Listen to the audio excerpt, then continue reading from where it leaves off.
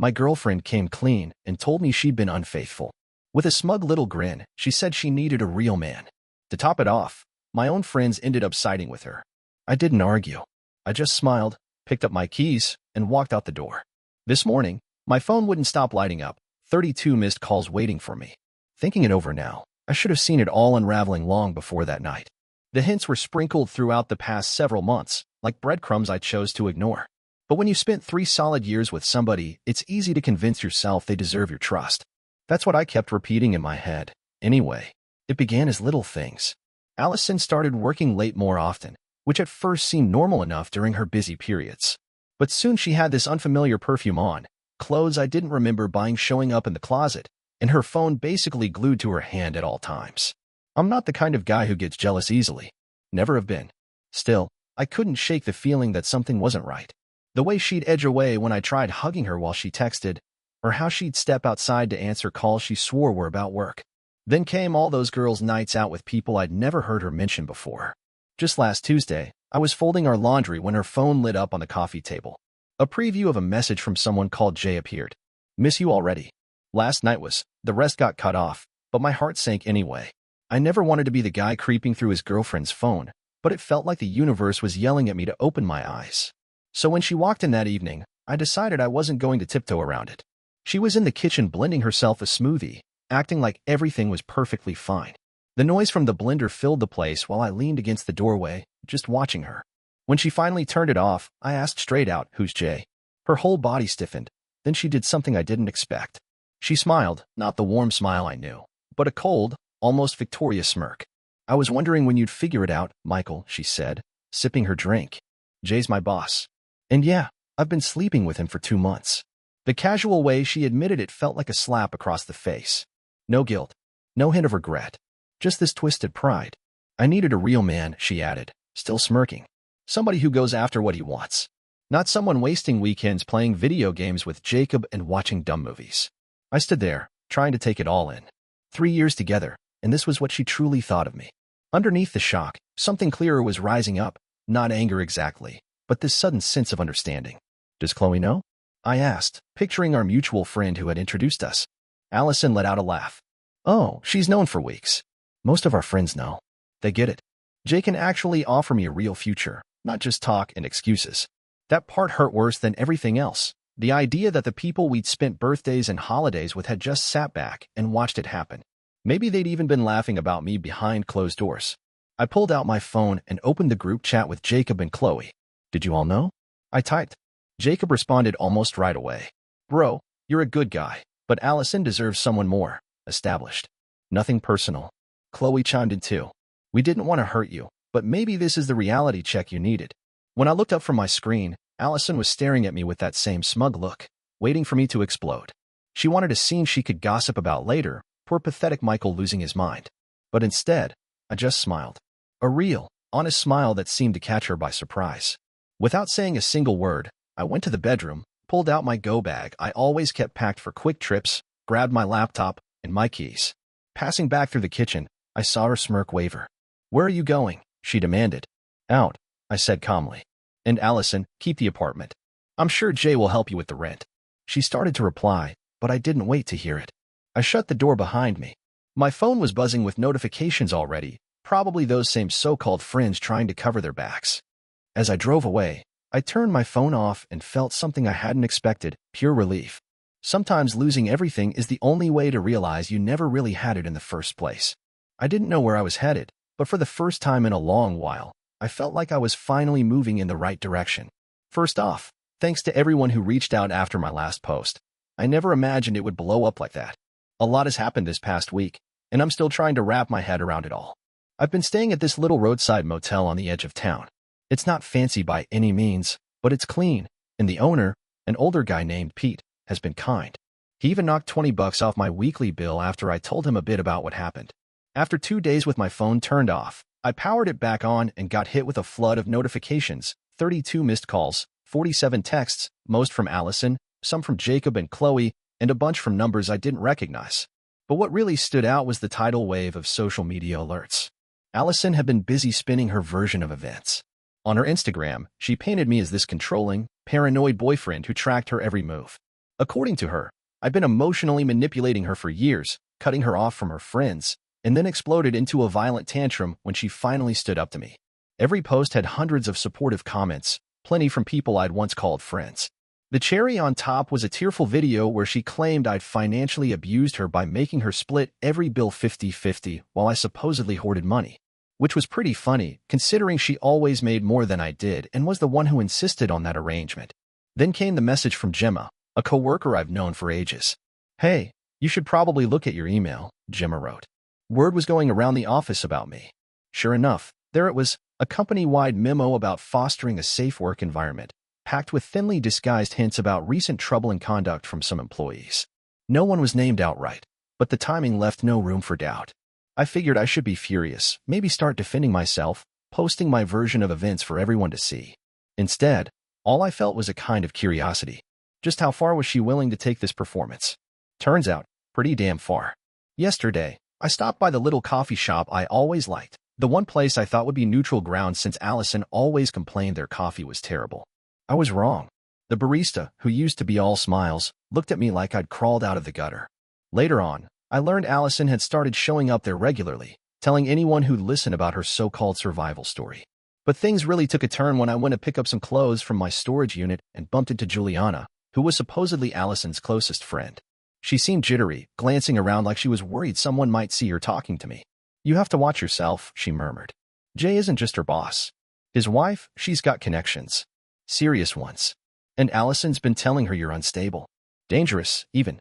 I stared at her. "Why are you telling me this?" Juliana shifted from foot to foot. "Because this isn't the first time. Before you, there was another guy at your company. Allison and Jay pulled the same stunt. He vanished, left town completely. That short conversation flipped everything upside down. I stayed up that night, combing through old legal filings, social media scraps, anything I could trace. Sure enough, there was a guy named Mark. He disappeared off every platform right around when Allison got hired. This morning, our landlord called me. Allison had tried to get my name off the lease, claiming I'd walked out on the place. When that didn't fly, she switched stories, told him I'd threatened her. He said he wanted to warn me. His own sister had been through something like this, and he wasn't about to fall for it. But the biggest surprise came later. In the middle of all this chaos, I got a message request on Instagram from an account I'd never seen. The profile picture showed a woman in her 40s, dressed sharp, wearing elegant jewelry. Her message was short. "I believe we need to talk about my husband and your girlfriend. Coffee tomorrow." She signed it Mrs. J. I'm meeting her in less than an hour. Something tells me Allison's fairy tale about needing a real man is about to get a lot messier. What's strange is, watching her spin this tangled web of lies and seeing people pick sides with zero proof, it almost feels freeing. Every fake tear and nasty post just proves what I already suspected. I'm not losing anything worth missing. Sorry this update took so long. The past couple of weeks have been unreal. That meeting with Mrs. J changed everything. She'd been collecting evidence for months, not just about Allison and her husband, but about a whole pattern of misconduct in their company. Remember Juliana mentioning the guy who disappeared? He wasn't the first.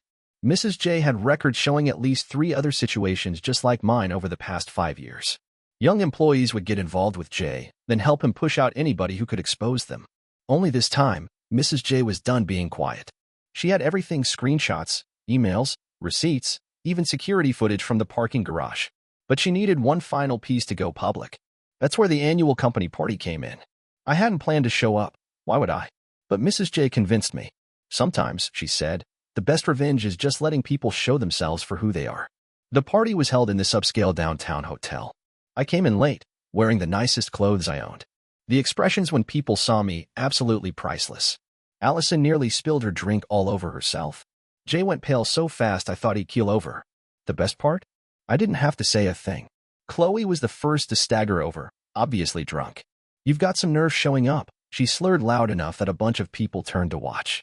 "After everything you put Allison through." I looked her in the eye and smiled. "Everything I put her through? That's interesting. Why don't you explain?" That's when Gemma stepped in, my coworker who'd been quietly gathering her own proof. She pulled out her phone and said, "Actually, I think everyone should hear the real version." For the next hour, it was like dominoes tipping over in slow motion.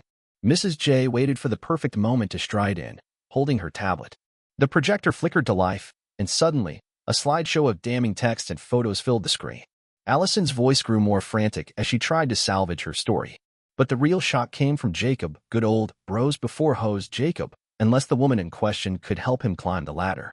He'd been recording everything, planning to show Jay as proof of his loyalty. Instead, he ended up catching Allison in full meltdown. She pointed at me, screaming, "You think you're so clever. You, and that bitter old woman, trying to wreck everything I've built. Jay loves me. We're going to start a life together." That's when Mrs. J pulled out her final card, divorce papers, already signed and filed. Jay had been feeding Allison the same lines he'd given every other woman before her. Same routine, just a new face. The most satisfying part was that I barely said a word, just stood there and watched years of scheming crumble. Juliana, who'd been standing off to the side, finally found her voice. "I helped her," she confessed into the hushed room. "I helped her ruin that other guy. I can't do it again." By midnight, the party was done. Allison stormed out in tears, mascara streaking down her face. Jay locked himself in an office with HR. And the friends who were so quick to believe every lie, they couldn't even meet my eyes. As I headed for the door, Mrs. J stopped me and put a hand on my arm. "Thank you," she said, "for being the one who didn't run away." I drove back to my little motel room feeling a calm I hadn't felt in ages. Pete was still awake, watching some late-night rerun in the office. When he looked up and saw me walk in, he broke into a grin. "Good night?" he asked. "You could say that," I told him. By morning, my phone was buzzing nonstop all over again. But this time, the messages were different. Apologies, excuses, people swearing they never really believed Allison's stories. I even got a note from Mark, the guy who vanished years back. He said he'd been keeping up with everything through mutual contacts. Funny how sometimes karma doesn't need any help, it just waits for the right crowd to witness it.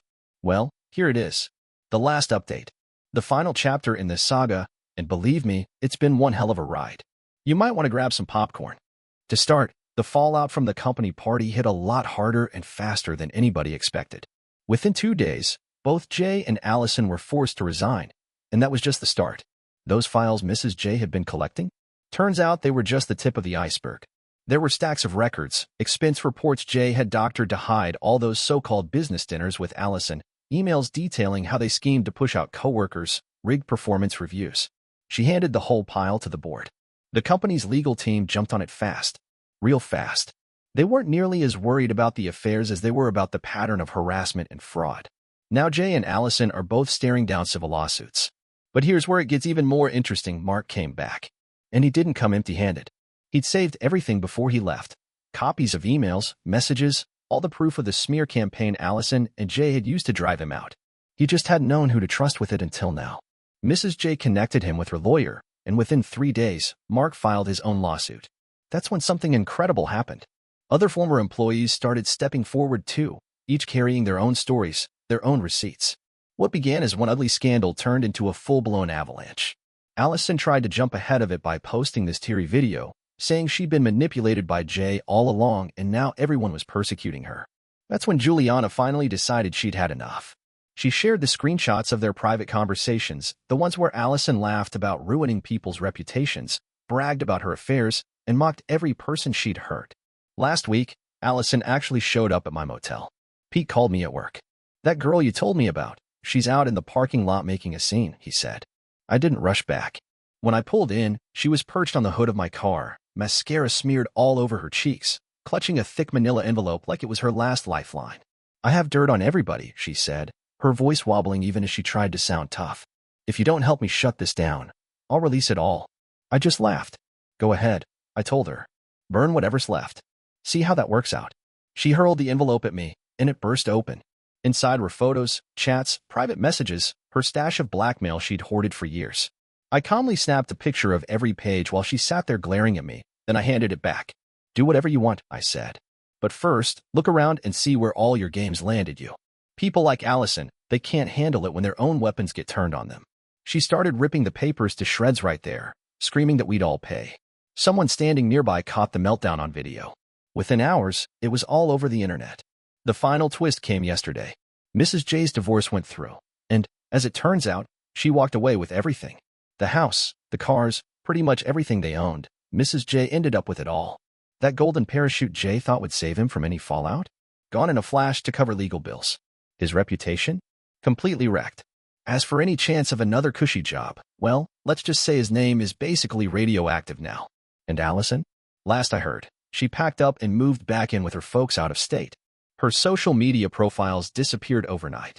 Those friends who rallied behind her? They're busy trying to clean up the mess they made, because it turns out betting on the wrong side comes with a price tag.